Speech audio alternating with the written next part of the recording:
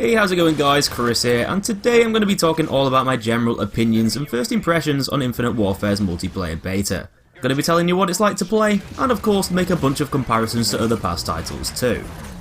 Everything I'm about to say is based on my own unbiased opinions, and from a neutral mindset with the game, so I'm not going to let any of the general negativity from the fanbase affect my overall views and my experience with the beta. So how does it feel to play? To me, gameplay wise, it feels like a bit of a mixture of Black Ops 3 and Ghosts, as in the fact that a lot of the Black Ops 3 mechanics regarding boost jumping, wall running and sliding around on the floor are all back. Though the actual gunplay feels more like Ghosts. Plus it also looks a lot like Ghosts too, graphically. But this is no big surprise with it being an Infinity Ward title, and so the two games are bound to have a few similarities. The fact that it feels a bit like Ghosts with the movement system of Black Ops 3 sounds like a recipe for disaster for a big portion of the fanbase, and this alone is probably enough to put quite a lot of people off getting the game. Though I can safely say that the map designs are generally better than Ghosts, with them following that 3-lane pattern more so this time around. Though there are still quite a lot of places that enemies can flank you from, and the maps do seem to have quite a lot of conjoining routes, connecting the different lanes together. Often meaning that you might need to watch your back a bit more, and be aware of all the different openings and doorways that enemies can access an area that you're in. Infinite Warfare's definitely not a huge step up from the past titles, and Infinity Ward aren't reinventing the wheel here. It's still the fast-paced blink and you'll die twitch shooter that we all know Call of Duty to be. Kill times feel pretty rapid, though perhaps not quite as quick as some of the other Infinity Ward titles. Though after playing a lot of Black Ops 3, I do have to say that the aiming and movement system didn't feel quite as fluid, and it did seem a bit trickier to snap to targets and gun them down smoothly. The advanced movement system is back from Black Ops 3, and this is probably going to piss quite a few people off. Though there doesn't seem to be quite as much emphasis on it in Infinite Warfare. It's still possible to boost jump over someone's head, but generally from my experience it doesn't seem to be as spammy or as reliable as in the past, and most people just use it to navigate around the map and reach better vantage points.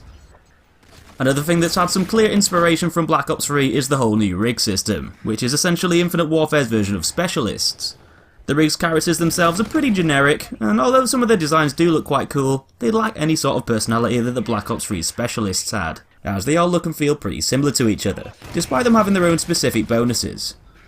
Instead of having one special weapon or ability that can be used in the matches, each rig characters can equip a payload, which includes overpowered weapons and other things that are going to give you a buff, along with a passive trait, which basically plays out like an extra perk that's specific to your chosen rig.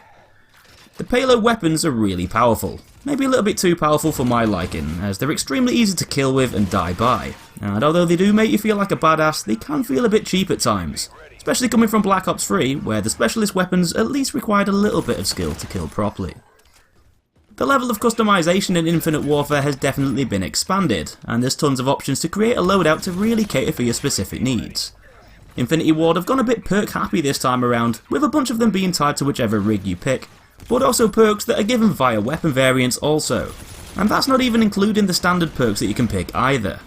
Special variations of each weapon can be acquired from supply drops or created by collecting salvage points.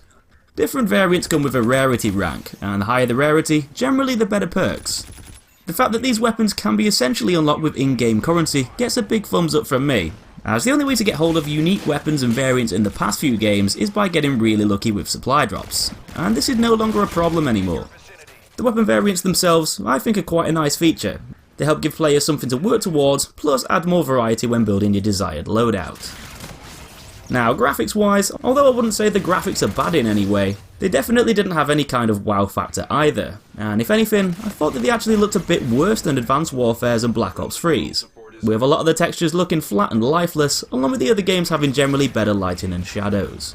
Not to mention that the grass in the map throwback just looks bloody awful.